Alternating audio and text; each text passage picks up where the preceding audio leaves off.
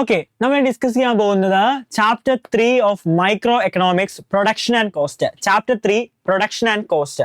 ഈ ചാപ്റ്ററിലെ കുറച്ച് important topics നമുക്ക് പെട്ടെന്ന് റിവൈസ് ചെയ്തേക്കാം. ഓക്കെ, എന്താണ് പ്രൊഡക്ഷൻ എന്ന് പറഞ്ഞാൽ? പ്രൊഡക്ഷൻ എന്ന് പറഞ്ഞതാണ് is a creation of utility, അല്ലെങ്കിൽ എന്താണ് transformation of input and input into output.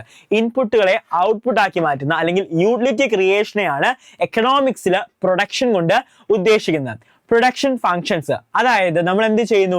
ഇൻപുട്ടുകളെ എന്താക്കി മാറ്റുന്നു? ഔട്ട്പുട്ട് ആക്കി മാറ്റുന്നു. ആ ഒരു ഇൻപുട്ടിനെ ഔട്ട്പുട്ട് ആക്കി മാറ്റുന്ന ആ ഒരു relationship, the relationship between physical input and physical ഔട്ട്പുട്ടിനെയാണ് നമ്മൾ എന്ത് വിളിക്കുന്നത്? പ്രൊഡക്ഷൻ ഫംഗ്ഷൻ എന്നുകൊണ്ട് യൂസ് ചെയ്യുന്നത്. ഓക്കെ, പ്രൊഡക്ഷൻ ഫംഗ്ഷൻ കൊണ്ട് ഉദ്ദേശിക്കുന്നത് ഐസോകെൻസും ഐസോ പ്രൊഡക്റ്റ് കർവ്സും. അതായത് നമുക്ക് എന്താണ്, നമ്മൾ കുറെ ഫാക്ടേഴ്സ് ഓഫ് പ്രൊഡക്ഷൻ യൂസ് ചെയ്യുന്നത് അല്ലേ?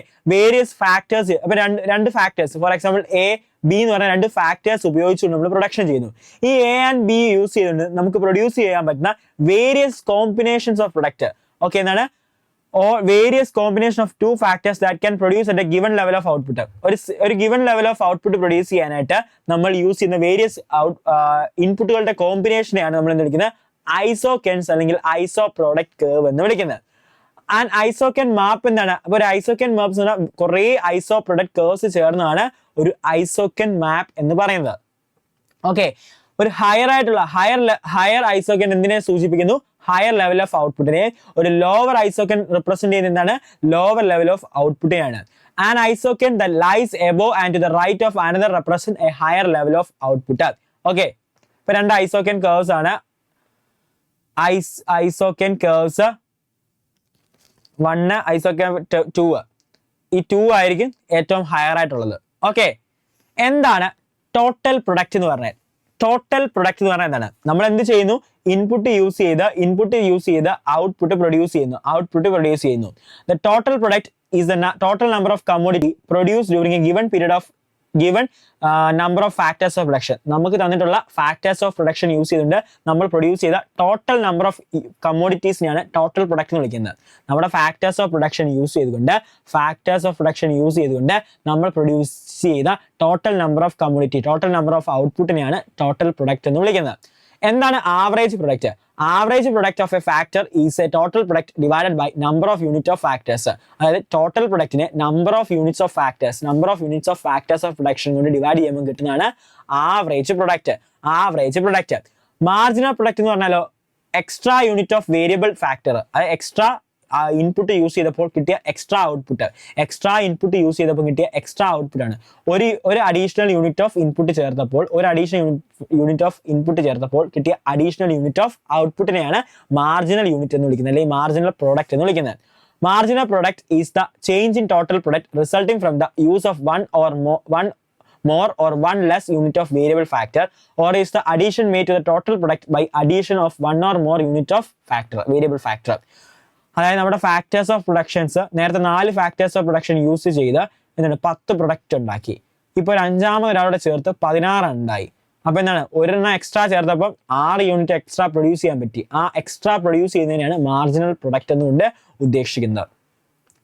എന്താണ് വെരി ഷോർട്ട് പീരീഡ് എന്ന് പറഞ്ഞാൽ? വെരി ഷോർട്ട് പീരീഡ് എന്ന് പറഞ്ഞു കഴിഞ്ഞാൽ നമുക്ക് എന്താണ് ഡിമാൻഡ് ചേഞ്ച്, നമുക്ക് പെട്ടെന്ന് നമ്മുടെ പ്രൊഡക്റ്റിന്റെ ഡിമാൻഡ് പെട്ടെന്ന് ചേഞ്ച് ആയി, അതനുസരിച്ച് നമുക്ക് പ്രൊഡക്ഷനിൽ ചേഞ്ച് ഒന്നും വരുത്താൻ പറ്റിയില്ലെങ്കിൽ അതിനെയാണ് വെരി ഷോർട്ട് പീരീഡ് എന്ന് വിളിക്കുന്നത്.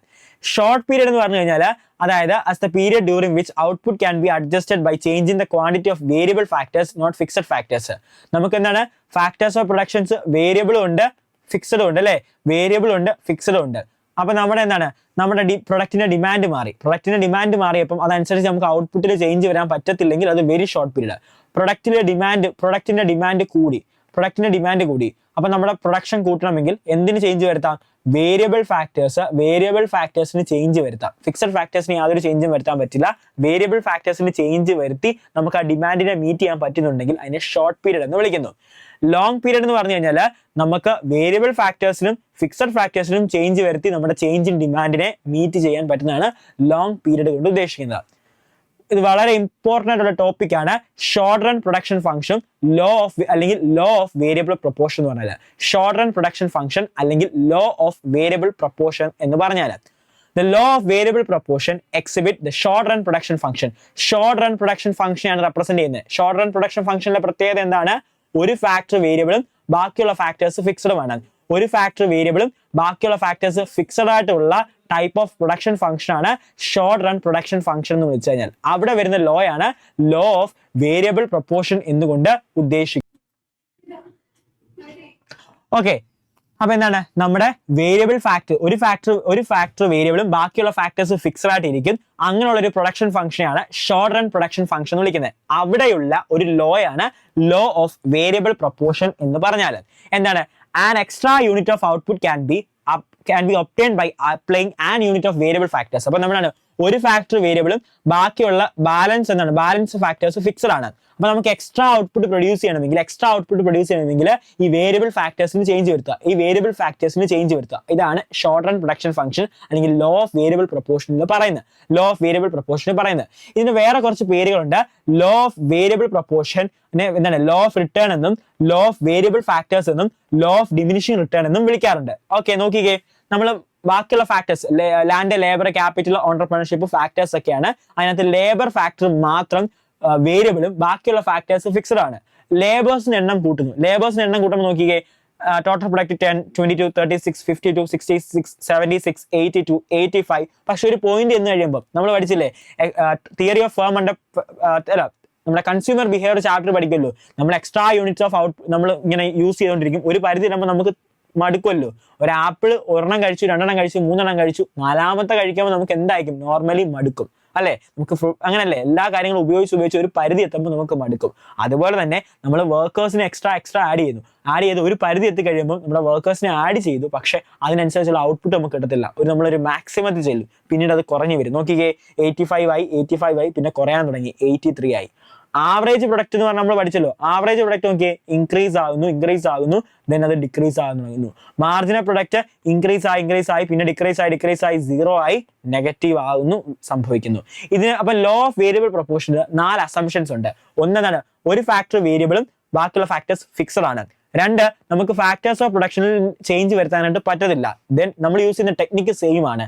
ദെൻ എന്താണ്? നമ്മൾ യൂസ് ചെയ്യുന്ന വേരിയബിൾ ഫാക്ടേഴ്സ് എല്ലാം ഹോമോജീനിയസ് ആണ്. ഇതാണ് ലോ ഓഫ് വേരിയബിൾ പ്രൊപ്പോർഷനിലെ അസംഷൻസ്. ഓക്കെ, ഇനി അടുത്തതെന്ന് പറഞ്ഞു കഴിയുമ്പോഴത്തേന് നമ്മുടെ സ്റ്റേജസ് ആണ്. ലോ ഓഫ് വേരിയബിൾ പ്രൊപ്പോർഷന് നമ്മളിപ്പം കണ്ടില്ലേ, ടോട്ടൽ പ്രൊഡക്റ്റ് ഇൻക്രീസ് ആയി വരുന്നു, ടോട്ടൽ പ്രൊഡക്ട്സ് കുറഞ്ഞു വരുന്നു, ഒരു കോൺസ്റ്റന്റ് ആകുന്നു, ദെൻ എന്താണ് കുറഞ്ഞു വരുന്നു, ഇങ്ങനെ പല കണ്ടു. ഇതിനെ നമുക്ക് 3 സ്റ്റേജസ് ആയിട്ടാണ് ലോ ഓഫ് വേരിയബിൾ പ്രൊപ്പോർഷൻസിൽ ഡിവൈഡ് ചെയ്യുന്നത്. Stage 1, stage 2, stage 3. സ്റ്റേജുകൾ പഠിക്കണം, ഗ്രാഫ് ഉൾപ്പെടെ പഠിക്കേണ്ട കാര്യമാണ്. സ്റ്റേജ് 1 എന്ന് പറഞ്ഞു കഴിഞ്ഞാൽ അവിടെ സംഭവിക്കുന്നത് ടോട്ടൽ പ്രൊഡക്റ്റ് ഇൻക്രീസ് ആവുകയാണ് at an increasing rate. Total product increase ആകുന്നു അറ്റ് ആൻ ഇൻക്രീസിംഗ് റേറ്റിലാണ് ടോട്ടൽ പ്രൊഡക്റ്റ് ഇൻക്രീസ് ആകുന്നത്. ശ്രദ്ധിക്കേണ്ട കാര്യമാണ്. Increasing at an increasing rate. Average പ്രൊഡക്റ്റും ഇൻക്രീസ് ആകുന്നു, മാർജിനൽ പ്രൊഡക്റ്റ് ഇൻക്രീസ് ആകുന്നു. പക്ഷെ ഒരു പോയിന്റ് ചെന്ന് കഴിയുമ്പോൾ, ഇൻഫ്ലേഷൻ പോയിന്റ് ചെന്ന് കഴിയുമ്പോഴത്തേന് എന്ത് ചെയ്യുന്നു? അത് ഡിക്ലൈൻ ആകുന്നു. മാർജിനൽ പ്രൊഡക്റ്റ് ഇൻക്രീസ് ആകുന്നു, പിന്നീട് അത് ഡിക്ലൈൻ ആകുന്നു. ആവറേജ് പ്രൊഡക്റ്റ് ഇൻക്രീസ് ആകുന്നു, ടോട്ടൽ പ്രൊഡക്റ്റ് ഇൻക്രീസിംഗ് ആയിട്ടാണ് ഇൻക്രീസിംഗ് റേറ്റ് ആണ് സംഭവിക്കുന്നത്. ആവറേജ് പ്രൊഡക്റ്റ് എന്താണ്? Continue to rise until the marginal product is greater than the average product. Marginal product average പ്രൊഡക്റ്റിനേക്കാളും കൂടുതലായി നിൽക്കുന്നിടം വരെ എന്ത് സംഭവിക്കുന്നു? ആവറേജ് പ്രൊഡക്റ്റ് ഇൻക്രീസ് ആകുന്നു. മാർജിനൽ പ്രൊഡക്റ്റും ആവറേജ് പ്രൊഡക്റ്റും ഈക്വൽ ആകുമ്പോൾ എന്ത് സംഭവിക്കുന്നു? ഫസ്റ്റ് സ്റ്റേജ് തീരുന്നു.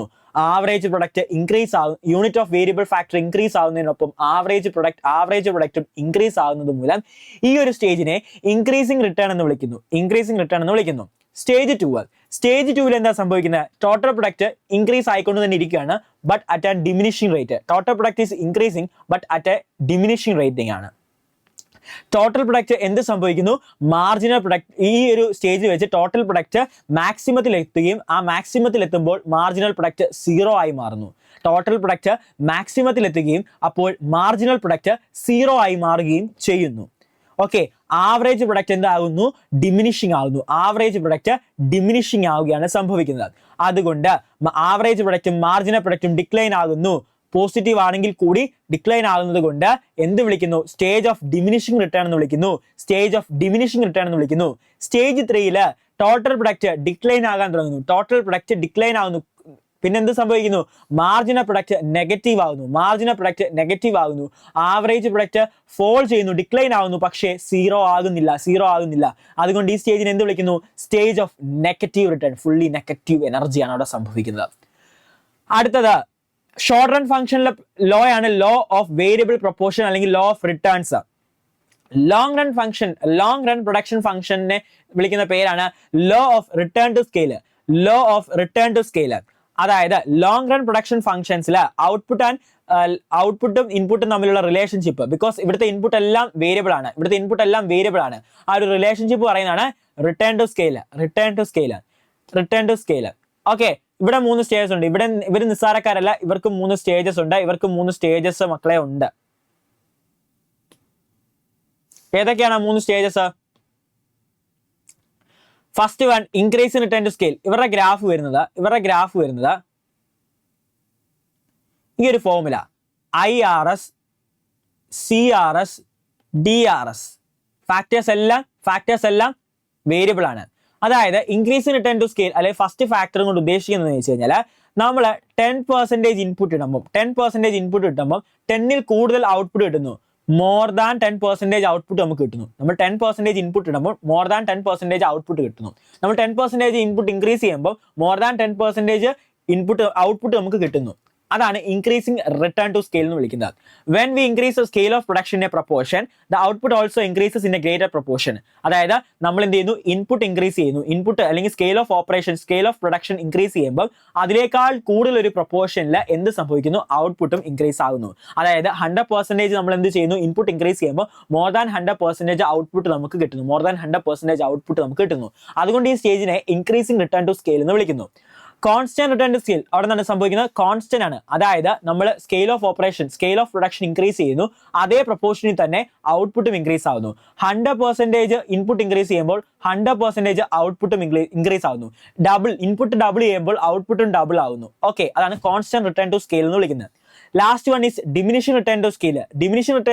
എന്താ സംഭവിക്കുന്നത് വെച്ച് കഴിഞ്ഞാൽ നമ്മൾ ഇൻപുട്ട് ഇൻക്രീസ് ചെയ്യുന്നതിനേക്കാളും കുറവായിട്ട് ഔട്ട്പുട്ട് ഇൻക്രീസ് ചെയ്യുന്നു. 100% ഇൻപുട്ട് ഇൻക്രീസ് ചെയ്യുമ്പോൾ ലെസ് ദാൻ 100% ഔട്ട്പുട്ട് ഇൻക്രീസ് ആവുന്നു. അതാണ് diminishing return to scale, DRS കൊണ്ട് ഉദ്ദേശിക്കുന്നത്. ഓക്കെ, അടുത്തത് Cobb Douglas production functions. Cobb Douglas ഉണ്ട്. കോബ് ഡഗ്ലസ് എന്ന് പറയുന്ന ആളുകൾ എന്ത് ചെയ്തു? നമ്മുടെ ഒരു പ്രൊഡക്ഷൻ ഇൻപുട്ട് ആൻഡ് ഔട്ട്പുട്ട് തമ്മിലുള്ള റിലേഷൻഷിപ്പ് പറഞ്ഞു. 2 ഫാക്ടേഴ്സ് ആണ് ഇവിടെ എടുക്കുന്നത്. ക്യാപിറ്റൽ ആൻഡ് ലേബർ ഉപയോഗിച്ചുകൊണ്ട് ഇൻപുട്ട് ആൻഡ് ഔട്ട്പുട്ട് റിലേഷൻഷിപ്പ് പറഞ്ഞൊരു ഫംഗ്ഷനാണ് ഇവിടെ വരുന്നത്. അടുത്ത ടോപ്പിക്കാണ് പ്രൊഡക്ഷൻ കഴിഞ്ഞു. Cost of production. അതായത് ഒരു പ്രൊഡക്റ്റ് പ്രൊഡ്യൂസ് ചെയ്യാനായിട്ട് നമുക്ക് വരുന്ന എക്സ്പെൻസ്, ഇൻക്വയർ ചെയ്യുന്ന എക്സ്പെൻസുകളെല്ലാമാണ് കോസ്റ്റ് ഓഫ് പ്രൊഡക്ഷൻ കൊണ്ട് ഉദ്ദേശിക്കുന്നത്. കോസ്റ്റ് ഓഫ് പ്രൊഡക്ഷൻ എന്ന് പറഞ്ഞാൽ all expense incurred by producer to produce a commodity are called cost of productions. എന്താണ് എക്സ്പ്ലിസിറ്റ് കോസ്റ്റ് എന്ന് പറഞ്ഞാൽ എന്താണ്? എക്സ്പ്ലിസിറ്റ് കോസ്റ്റ് ഓൾറെഡി നിങ്ങൾക്ക് ചാപ്റ്റർ 4ലും പഠിക്കാനായിട്ടുള്ളതല്ലേ, അടുത്ത ചാപ്റ്ററിൽ നിങ്ങൾക്ക് പഠിക്കാനായിട്ടുണ്ട്. എക്സ്പ്ലിസിറ്റ് കോസ്റ്റ് എന്ന് പറഞ്ഞാൽ എന്താണ്? നമ്മൾക്ക് എന്ത് വേണം? ഇൻപുട്ട് വേണം അല്ലേ? പ്രൊഡക്ഷൻ നടത്താൻ ഇൻപുട്ട് അല്ലെങ്കിൽ ഫാക്ടേഴ്സ് ഓഫ് പ്രൊഡക്ഷൻ വേണം. ഈ ഫാക്ടേഴ്സ് ഓഫ് പ്രൊഡക്ഷൻസ് നമ്മൾ ഹയർ ചെയ്യുകയോ നമ്മൾ അക്യൂർ ചെയ്യുന്നോ ആകാം. ഇതിന് വരുന്ന കോസ്റ്റിനെയാണ് എക്സ്പ്ലിസിറ്റ് കോസ്റ്റ് എന്ന് വിളിക്കുന്നത്. വേജ്, സാലറിക്കുള്ളത്, റോ മെറ്റീരിയൽസിന് വരുന്ന എക്സ്പെൻഡിച്ചർ, ബോറോഡ് ക്യാപിറ്റലിന് വരുന്ന ഇൻട്രസ്റ്റ് പേയ്മെന്റ്, യൂസ് ഓഫ് ലാൻഡിന് വരുന്ന rent payment, depreciation charges, tax payment, ട്രാൻസ്പോർട്ടേഷന് വരുന്ന എക്സ്പെൻസ്, ഇലക്ട്രിസിറ്റി, അഡ്വർടൈസ്മെന്റ്, ഇതൊക്കെയാണ് കോസ്റ്റ് ഓഫ് പ്രൊഡക്ഷൻ എന്ന് വരുന്നത്. ഇംപ്ലിസിറ്റ് കോസ്റ്റ് എന്ന് പറഞ്ഞു കഴിഞ്ഞാൽ നമ്മളിപ്പോൾ ഈ ബിസിനസ്സിൽ ഇൻവെസ്റ്റ് ചെയ്ത പണം നമ്മുടെ എഫേർട്ട് മറ്റേതെങ്കിലും ഒരു ആക്ടിവിറ്റിയിലായിരുന്നു നമുക്ക് ബെനിഫിറ്റ് ഉണ്ടാകത്തില്ലായിരുന്നോ? അതായത് നമ്മളിപ്പം ഈ ബിസിനസ് ചെയ്യുന്ന ഓണർ ഈ ബിസിനസ്സിന് ചിലവാക്കിയ സമയം മറ്റേതെങ്കിലും ഒരു ജോബിന് പോകുമായിരുന്നെങ്കിൽ അയാൾക്ക് എന്ത് കിട്ടിയേനെ? വേജ്. ആണ് ഇംപ്ലിസിറ്റ് കോസ്റ്റ്. എക്കണോമിക്സിൽ ഇംപ്ലിസിറ്റ് കോസ്റ്റ് ഉണ്ട്, എക്സ്പ്ലിസിറ്റ് കോസ്റ്റ് എടുക്കും. പക്ഷെ നമ്മൾ അക്കൗണ്ടിങ് ടേമിൽ എപ്പോഴും എക്സ്പ്ലിസിറ്റ് കോസ്റ്റ് മാത്രമേ എടുക്കാറുള്ളൂ. പിന്നെ നമ്മുടെ ഓൺട്രപ്രണർ എന്ത് ചെയ്തു? ക്യാപിറ്റൽ ഇൻവെസ്റ്റ് ചെയ്തു. ഈ ക്യാപിറ്റൽ വേറെ എവിടെയെങ്കിലും കൊണ്ട് ഇൻവെസ്റ്റ് ചെയ്തിരുന്നെങ്കിൽ അയാൾക്ക് ഇൻട്രസ്റ്റ് കിട്ടത്തില്ലായിരുന്നോ? പിന്നെ നമ്മുടെ ഓൺട്രപ്രണർ ഈ ലാൻഡ് മറ്റെന്തെങ്കിലും ആവശ്യത്തിന് കൊടുത്തിരുന്നെങ്കിൽ അതിന് റെന്റ് കിട്ടത്തില്ലായിരുന്നോ? പിന്നെ ഓൺട്രപ്രണർ നോർമൽ കിട്ടുന്ന പ്രോഫിറ്റ്, ഇതെല്ലാം കൂടെ ചേർത്താണ് നമ്മൾ എന്ത് വിളിക്കുന്നത്? ഇംപ്ലിസിറ്റ് കോസ്റ്റ് എന്ന് വിളിക്കുന്നത്. എന്താണ് ഫിക്സഡ് കോസ്റ്റ് ഓഫ് പ്രൊഡക്ഷൻ അല്ലെങ്കിൽ സപ്ലിമെന്ററി കോസ്റ്റ് ഓഫ് പ്രൊഡക്ഷൻ അല്ലെങ്കിൽ ഓവർഹെഡ് കോസ്റ്റ് ഓഫ് പ്രൊഡക്ഷൻസ്? അതായത് നമ്മുടെ ഔട്ട്പുട്ട് ഇൻക്രീസ് ആകുന്നതനുസരിച്ച് നമ്മുടെ എക്സ്പെൻസ് ഇൻക്രീസ് ആകുന്നില്ല. നമ്മുടെ റെന്റ് മാസം 10,000 രൂപ വെച്ച് നമ്മുടെ ബിൽഡിങ്ങിന് റെന്റ് കൊടുക്കണം. അതായത് നമ്മളിപ്പോൾ 1000 യൂണിറ്റ് മാസം പ്രൊഡ്യൂസ് ചെയ്താലും 2000 യൂണിറ്റ് പ്രൊഡ്യൂസ് ചെയ്താലും ഒന്നും പ്രൊഡ്യൂസ് ചെയ്തില്ലെങ്കിലും ഈ റെന്റ് കൊടുക്കണ്ടേ? സാലറീസ് എംപ്ലോയീസിന് ഫിക്സ്ഡ് ആയിട്ട് കൊടുക്കണ്ടേ? അങ്ങനെ നമ്മൾ ഫിക്സഡ് ആയിട്ട് നമ്മുടെ ഔട്ട്പുട്ട് വേരി ആകുന്നതനുസരിച്ച് നമ്മുടെ കോസ്റ്റ് വേരി ആകുന്നില്ലെങ്കിൽ അങ്ങനെയുള്ള കോസ്റ്റുകളെയാണ് ഫിക്സഡ് കോസ്റ്റുകൾ എന്ന് വിളിക്കുന്നത്. ഓക്കെ, വേരിയബിൾ കോസ്റ്റ് പറഞ്ഞാൽ നമ്മുടെ ഔട്ട്പുട്ടിനനുസരിച്ച് മാറുന്നു. അതായത് നമ്മുടെ ഔട്ട്പുട്ട് ഇൻക്രീസ് ചെയ്യുന്നു. ഔട്ട്പുട്ട് ഇൻക്രീസ് ചെയ്യുമ്പോൾ എന്ത് ചെയ്യും? ഓട്ടോമാറ്റിക്കലി ഇൻപുട്ടും കൂട്ടണ്ടേ? ഇൻപുട്ട് കൂടുമ്പോൾ റോ മെറ്റീരിയൽ, അതായത് നമുക്ക് പ്രൊഡക്ഷൻ ചെയ്യണം. പ്രൊഡക്ഷൻ ചെയ്യണമെങ്കിൽ എന്താണ്? റോ മെറ്റീരിയൽ യൂസ് കൂടണം. റോ മെറ്റീരിയൽ യൂസ് കൂടുമ്പോൾ റോ മെറ്റീരിയൽ കോസ്റ്റ് കൂടും. അങ്ങനെ എന്താണ്? അങ്ങനെയുള്ള കോസ്റ്റുകളാണ് വേരിയബിൾ കോസ്റ്റ്. എന്താണ്? Variable cost are the cost that vary with the size of output. Output കുറയുമ്പോൾ എന്താണ്? വേരിയബിൾ കോസ്റ്റും കുറയും. ഔട്ട്പുട്ട് കൂടുമ്പോൾ വേരിയബിൾ കോസ്റ്റും കൂടും. Increase when they increase when the output increases, fall when the output falls. When output is 0, ഫേമിന്റെ variable കോസ്റ്റും 0 ആയിരിക്കും. ഔട്ട്പുട്ട് 0 ആകുമ്പോഴും ഫിക്സഡ് കോസ്റ്റ് ഉണ്ടായിരിക്കും. ടോട്ടൽ കോസ്റ്റ് ഓഫ് പ്രൊഡക്ഷൻ എന്ന് പറഞ്ഞാൽ എന്താണ്? ഈ ഫിക്സഡ് കോസ്റ്റും ഈ വേരിയബിൾ കോസ്റ്റുടെ കൂട്ടുന്നതാണ് ടോട്ടൽ കോസ്റ്റ് ഓഫ് പ്രൊഡക്ഷൻ എന്ന് പറയുന്നത്. എങ്ങനെയാ? ഫിക്സഡ് കോസ്റ്റ് ഫിക്സഡ് അല്ലേ? അതുകൊണ്ട് അതിന്റെ ഗ്രാഫ് നോക്കിക്കേ, ഒരു സ്ട്രെയിറ്റ് ലൈൻ ആണ്, ഹൊറിസോണ്ടൽ സ്ട്രെയിറ്റ് ലൈൻ ആണ് വരുന്നത്. എക്സ് ആക്സിസിന് പാരലൽ ആയിട്ട് വരും. അതെ, 0 നിന്ന് തുടങ്ങി വേരിയബിൾ കോസ്റ്റ്, അതായത് ഔട്ട്പുട്ട് 0 ആകുമ്പോൾ എന്ത് സംഭവിക്കുന്നു? വേരിയബിൾ കോസ്റ്റും 0 ആണ്. അതുകൊണ്ടാണ് 0 നിന്ന് സ്റ്റാർട്ട് ചെയ്യുന്നത്. Total cost fixed cost plus variable cost. Fixed cost plus variable cost ആണ് എന്ത് വരുന്നത്? എന്ത് സംഭവിക്കുന്നത്? ടോട്ടൽ കോസ്റ്റ് പറഞ്ഞാൽ total variable cost plus total fixed cost. അതുകൊണ്ടാണ് ടോട്ടൽ ഫിക്സഡ് കോസ്റ്റ് ചേരുന്നത് അതേ ഒരു വേരിയബിൾ കോസ്റ്റിന് അതേ ഗ്രാഫ് വന്നത്. ആവറേജ് ഫിക്സഡ് കോസ്റ്റ് എന്ന് പറഞ്ഞാൽ ഒരു റേഷ്യോ ആണ് എന്ത് തമ്മിലുള്ള? Total fixed cost divide by number of unit produce. Total fixed cost divide by number of unit produce ആയിട്ട് ചെയ്യുമ്പോൾ എന്ത് കിട്ടും? ആവറേജ് ഫിക്സഡ് കോസ്റ്റ് കിട്ടും. ഔട്ട്പുട്ട് ഇൻക്രീസ് ആകുമ്പോൾ എന്ത് സംഭവിക്കുന്നു? ആവറേജ് ഫിക്സഡ് കോസ്റ്റ് കുറയുന്നു. കാരണം ഫിക്സഡ് കോസ്റ്റ് ഫിക്സഡ് ആയതുകൊണ്ട്. ഓക്കെ, എംസിക്ക് ചോദിക്കാം. ആവറേജ് വേരിയബിൾ കോസ്റ്റ് പറഞ്ഞാൽ average variable cost is the variable cost per unit of time. Variable cost divided by number of unit produced ചെയ്യുമ്പോൾ എന്ത് കിട്ടും? ആവറേജ് വേരിയബിൾ കോസ്റ്റ് കിട്ടും. ആവറേജ് വേരിയബിൾ കോസ്റ്റ് ഡിക്ലൈൻ ചെയ്യും initially up to a point where the it become minimum. അതാണ്. Then average variable cost കുറഞ്ഞ് ഒരു മിനിമത്തിൽ എത്തുന്നു, then increase ആകുന്നു. അതുകൊണ്ടാണ്, അതായത് കുറഞ്ഞു വരുന്നു, പിന്നെ ഒരു മിനിമത്തിൽ എത്തിയിട്ട് ഇൻക്രീസ് ആകുന്നു. അതുകൊണ്ട് ആവറേജ് വേരിയബിൾ കോസ്റ്റിന്റെ ഷേപ്പ് യു ഷേപ്പാണ്. Average cost of production. അപ്പൊ എന്ത് പഠിച്ചു? ടോട്ടൽ ഫിക്സഡ് കോസ്റ്റ് പഠിച്ചു, ടോട്ടൽ വേരിയബിൾ കോസ്റ്റ് പഠിച്ചു, ടോട്ടൽ കോസ്റ്റ് പഠിച്ചു. ടോട്ടൽ ഫിക്സഡ് കോസ്റ്റും ടോട്ടൽ വേരിയബിൾ കോസ്റ്റുടെ കൂട്ടുമ്പോൾ ടോട്ടൽ കോസ്റ്റ് കിട്ടുന്നു. ആവറേജ് ഫിക്സഡ് കോസ്റ്റ് പഠിച്ചു അല്ലേ? Total fixed cost divide by quantity. Total variable cost divide by quantity, total variable cost. Total cost variable cost divide by quantity, average variable cost. ഇനിയും ഇത് രണ്ടുകൂടെ കൂട്ടുമ്പോൾ എന്ത് കിട്ടും? ആവറേജ് കോസ്റ്റ് കിട്ടും. അതല്ലെങ്കിൽ total cost divide by quantity ചെയ്യുമ്പോൾ average cost കിട്ടും. മാറിപ്പോരുത്. മാർജിനൽ കോസ്റ്റ് ഓഫ് പ്രൊഡക്ഷൻ ഉണ്ട്. അതായത് എക്സ്ട്രാ കോസ്റ്റ്, അതായത് എക്സ്ട്രാ യൂണിറ്റ് പ്രൊഡ്യൂസ് ചെയ്യാൻ വരുന്ന extra cost. Marginal cost of production is the addition made to the total cost of production by producing 1 or more unit of output. അതായത് നമ്മൾ എന്ത് ചെയ്തു? നമ്മൾ 10 യൂണിറ്റ് പ്രൊഡ്യൂസ് ചെയ്തപ്പോൾ 1000 രൂപയായി. 11ാമത്തെ യൂണിറ്റ് പ്രൊഡ്യൂസ് ചെയ്തപ്പോൾ നമുക്ക് 1100 ആയി. അതിന്റെ അർത്ഥം എന്താണ്? ഒരു യൂണിറ്റ് എക്സ്ട്രാ പ്രൊഡ്യൂസ് ചെയ്യാൻ 100 രൂപയായി. അപ്പോൾ ഒരു യൂണിറ്റ് എക്സ്ട്രാ പ്രൊഡ്യൂസ് ചെയ്യാൻ വരുന്ന എക്സ്ട്രാ കോസ്റ്റിനെയാണ് മാർജിനൽ കോസ്റ്റ് ഓഫ് പ്രൊഡക്ഷൻ എന്ന് വിളിക്കുന്നത്. ഗ്രാഫ് കണ്ടോ? ജസ്റ്റ് അതിന്റെ ടാബുലർ ഫോം ഉണ്ട്, അത് തമ്മിൽ റിലേഷൻഷിപ്പ് പഠിക്കണം. When AC is falling, average cost കുറയുമ്പോൾ MC remains below it. Average cost കുറയുമ്പോൾ ആവറേജ് കോസ്റ്റിനെക്കാളും കുറവായിരിക്കും marginal cost. When average cost become constant, average cost constant ആകുമ്പോൾ, അതായത് ഒരു മിനിമത്തിൽ എത്തുമ്പോൾ മാർജിനൽ കോസ്റ്റും ആവറേജ് കോസ്റ്റും ഈക്വൽ ആയിരിക്കും. ആവറേജ് കോസ്റ്റ് ഇൻക്രീസ് ആകുമ്പോൾ മാർജിനൽ കോസ്റ്റ് ആവറേജിനെക്കാളും കൂടുതലായിരിക്കും. മൂന്ന് കാര്യങ്ങൾ പഠിച്ച എന്തൊക്കെയാണ്? ആവറേജ് കോസ്റ്റ് കുറയുമ്പോൾ മാർജിനൽ കോസ്റ്റ് ആവറേജിനെക്കാളും കുറവായിരിക്കും. ആവറേജ് കോസ്റ്റ് മിനിമം അല്ലെങ്കിൽ കോൺസ്റ്റന്റ് എത്തുമ്പോൾ മാർജിനൽ കോസ്റ്റും ആവറേജ് കോസ്റ്റും ഈക്വൽ ആയിരിക്കും. ആവറേജ് കോസ്റ്റ് ഇൻക്രീസ് ആകുമ്പോൾ മാർജിനൽ കോസ്റ്റ് ആവറേജ് കോസ്റ്റിനെക്കാളും കൂടുതലായിരിക്കും. MC curve always cut AC curve at the minimum point. അതായത് ആവറേജ് കോസ്റ്റിന്റെ മിനിമം പോയിന്റിൽ വെച്ചാണ് ഇവർ തമ്മിൽ ഈക്വൽ ആകുന്നത്. ആ പോയിന്റ് അവർ തമ്മിൽ കട്ട് ചെയ്യും ഗ്രാഫ് വരയ്ക്കുമ്പോൾ. Minimum point of MC always come before the minimum point of AC.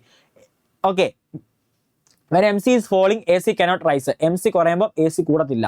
Both MC and AC are calculated from total cost of production. MC ആയാലും AC കണ്ടുപിടിക്കുന്നത് എവിടെ നിന്നാണ്? ടോട്ടൽ കോസ്റ്റ് ഓഫ് പ്രൊഡക്ഷൻ എന്നല്ലേ. Long run cost curve, അത് long run ഫംഗ്ഷനിൽ വരുന്ന cost ആണ് long run cost curve. Okay, എന്തൊക്കെയാണ് ലോങ് റൺ എന്തൊക്കെയുണ്ട്? Long run fixed cost, long run variable cost, രണ്ടുകൂടെ കൂട്ടി ലോങ് റൺ കോസ്റ്റ്. പിന്നെ എന്താണ്? Long run average cost, long run variable cost, long run marginal cost. ഇങ്ങനെ കുറെ items ഉണ്ട്. Okay, ഇങ്ങനെ കുറെ ഐറ്റംസ് ഉണ്ട്. സെയിം തന്നെ ലോങ് റൺ എന്ന് മാത്രം പറയുന്നതേ ഉള്ളൂ. ഓക്കെ.